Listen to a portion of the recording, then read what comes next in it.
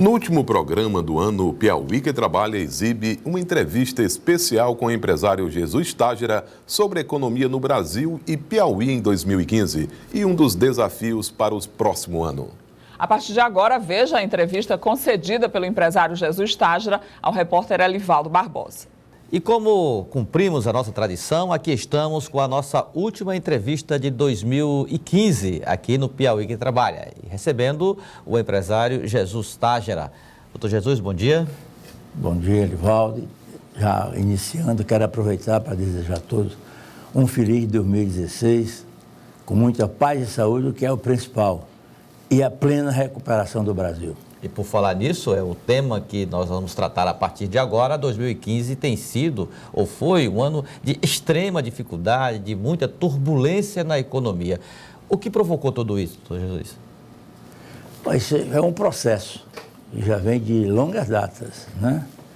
Eu me lembro bem que em dezembro de 2010, registrando isso novamente, eu escrevi e publiquei aqui no nosso portal um artigo com o título Perigo à Vista, porque ali a gente já sentia que a economia estava se afrouxando, os controles. Foi logo após a eleição da presidente Dilma. Por conseguinte, a coisa já vinha de 2, 3 anos anteriores dentro desse processo. E eu dizia no meu artigo que se impunha ao novo governo tomar as cautelas, as providências, no sentido de recompor a situação anterior. Quer dizer, permitir que o Brasil continuasse crescendo e mantendo o nosso real na posição que ele tinha do contexto mundial, porque você estava um momento em que você comprava o real em qualquer lugar do mundo. Isso era muito importante para nós brasileiros, aqueles que viajam, ter essa regalia, essa soberania da nossa moeda no mundo. E isso é importante. Então, ali naquele momento eu já estava sentindo que a coisa não estava andando bem. Então, parece que o processo não foi mudando.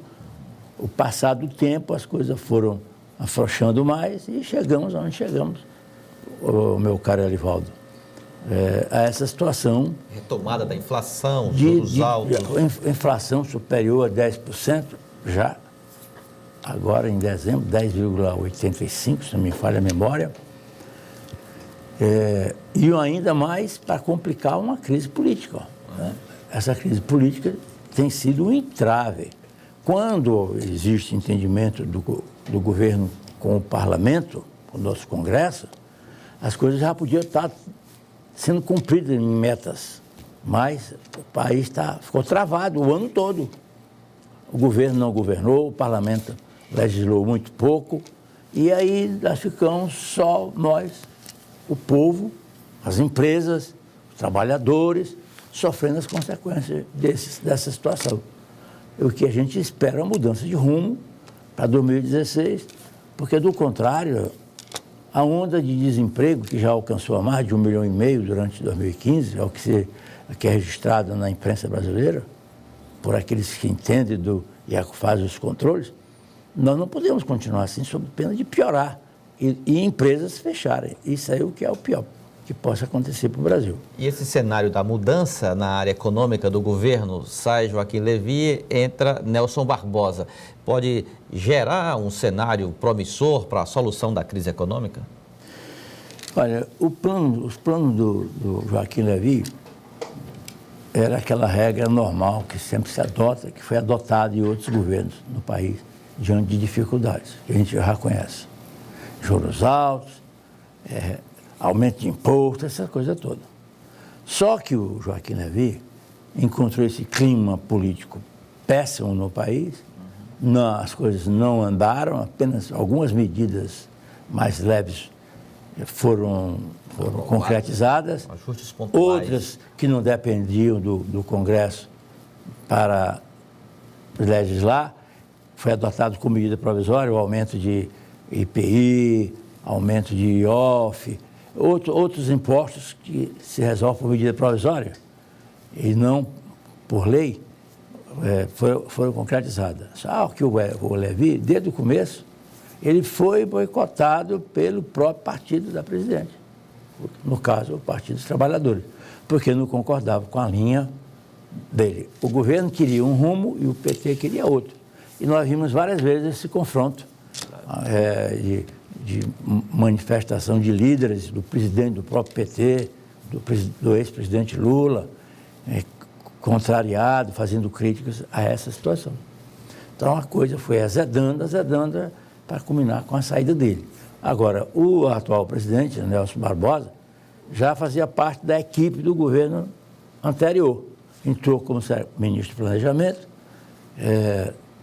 não muito afinado com o ministro da Fazenda, e hoje ele é o ministro da Fazenda. Então ele vem com as ideias dele, não dá nem para avaliar de pronto, o que se sabe que ele seu espírito desenvolvimentista, é o que diz, estruturalista, ele é muito pela política estatal. E a minha visão, isso não é bom. Porque não pode cessar a iniciativa privada. Está na Constituição, que é livre o desenvolvimento do trabalho em qualquer natureza. Agora, por outro lado, doutor Jesus, o governo acena com a possibilidade de investir em 2016, o que não conseguiu agora em 2015 pelos problemas políticos, que é retomar a discussão no Congresso sobre a recriação da CPMF. Como o setor privado reage a essa iniciativa? Negativamente. Chega de aumento de imposto, criar imposto, porque o governo se desmanda, os governos, quando eu falo os governos, é o federal e os estaduais. Você vê que há uma crise generalizada no Brasil. Os estados se vendo em situação de dificuldade financeira, até para atender a saúde, você viu mesmo nesses 2, 3 dias atrás, 4, 5 hospitais no Rio de Janeiro fechados. Fechados, literalmente fechados, por falta de condições de trabalho, de material para atender. Gente gritando de dor, sofrendo, sem poder ser atendida. Nós vimos isso. A imprensa brasileira registrou. Então, aumento de imposto, para mim, desse CPMF, vai ser um outro tormento, vai ser uma sangria a mais na atividade privada, que já está sacrificada pela elevada carga tributária no Brasil. Nós sabemos que o Brasil é o segundo país de maior carga tributária.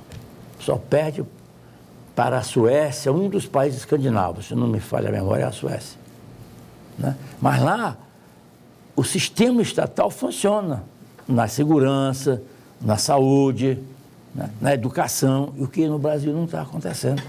Nós estamos vendo exatamente o contrário de tudo isso. Né? E há um elemento aí perturbador. Essa onda que se revela de corrupção. Está uma coisa assim generalizada em todos os setores de atividade pública no Brasil. Né? Nós vimos aí em Pernambuco uma empresa encarregada de tratar do sangue, tal de Hemobras, né? Desviando milhões e milhões. Nós vimos no próprio Rio de Janeiro outra empresa também com essa história de administrar saúde envolvida, o São Francisco, as obras do São Francisco, a energia nuclear, a Petrobras, que está totalmente liquidada, perdeu todo o status mundial que ela tinha, para recuperar não vai ser fácil. Então, o governo quer investir, mas eu digo para você, pela minha vivência no assunto, que essa pretensão de aumentar, de criar o CPMF, não é para investir. Ele é para tapar o buraco do déficit público, e é altíssimo. Tanto que está havendo aí o que se chama de pedalada. E o governo passou o ano se utilizando de recursos dos bancos oficiais, Caixa Econômica, Banco do Brasil principalmente, né? BNDES, para cobrir o déficit. Pagou com esses recursos, que pelo que se comenta muito, a lei não permite que o Estado, a União, fique devendo a bancos públicos.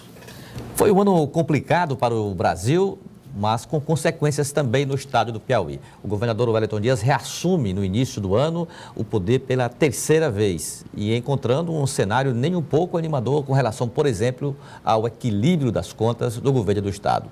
Agora, é claro que isso também acaba representando riscos ao desenvolvimento econômico do estado, que já tem uma base extremamente frágil. Doutor Jesus, como é que o senhor viu 2015 no estado do Piauí em relação às consequências desses abalos na economia nacional? Olha, o Piauí não foge do contexto nacional. As dificuldades são grandiosas. Não há muito campo para investimento. E o governo vem lutando para manter em dia os salários. Nisso já é uma coisa para tirar o chapéu, a gente tirar o chapéu. Porque é fundamental isso, trazer em dia o pão nosso de cada funcionário, né? O pão nosso de cada dia. E, ao que eu estou sabendo, houve um aumento na receita em volta de 8% a 10%. Isso também tira o Piauí um pouco desse contexto nacional, do Rio Grande do Sul, do Rio de Janeiro, Pernambuco, Bahia, e Sergipe, outros estados aí que estão em situação muito pior. Então, nesse ponto, o Piauí se salva em relação a ele, porque só o fato de não estar atrasando o salário, colocando em dificuldade a situação do geral do povo, já é muita coisa. Entretanto, há falhas em decorrência dessa situação financeira na área de saúde, que nós vemos também que há dificuldades, né?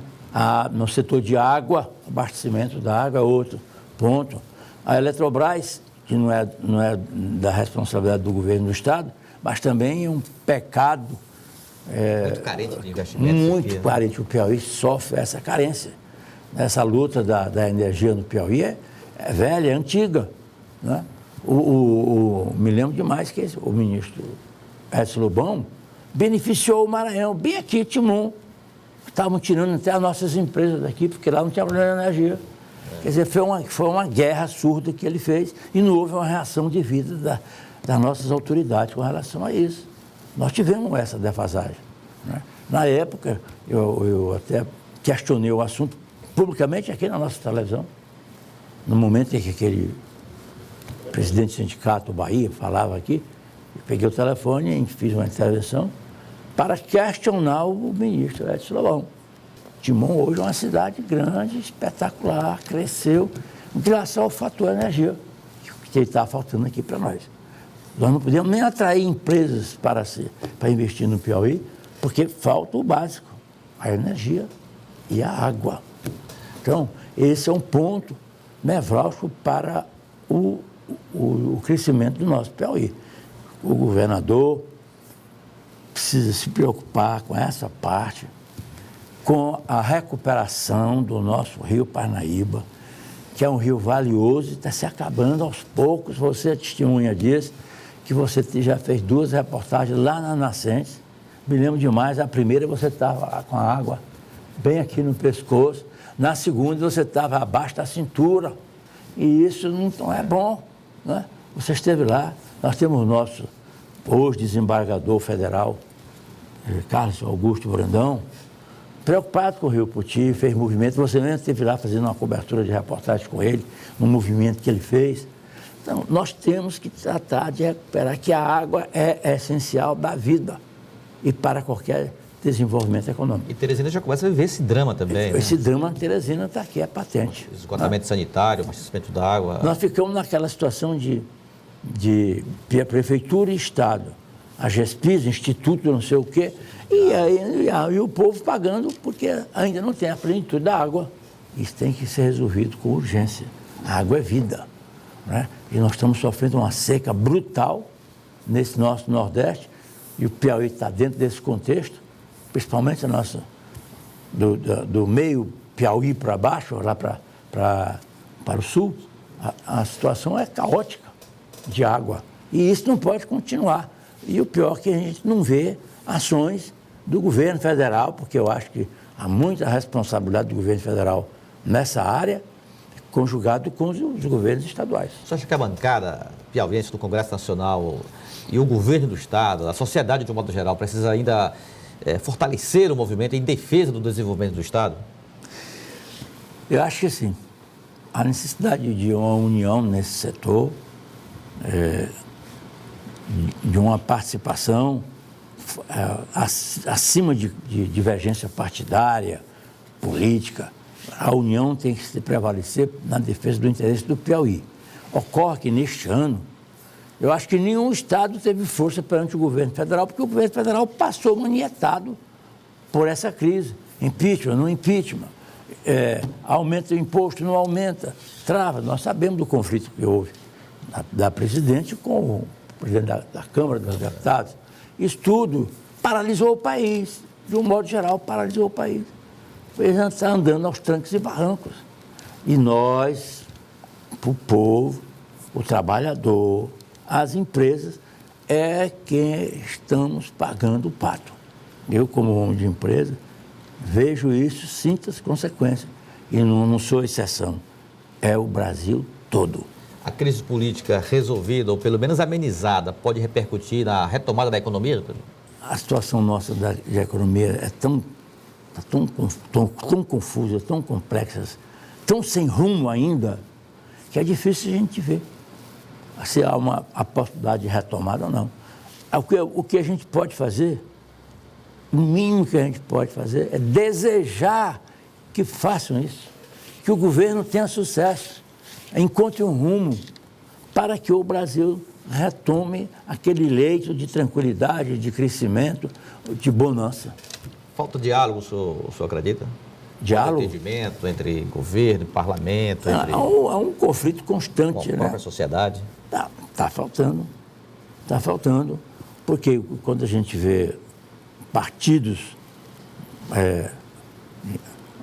que tomam posição contra determinadas categorias, classes, não pode ir bem.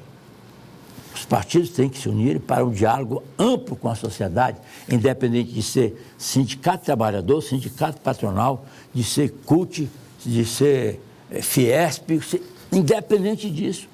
O diálogo tem que ser generalizado.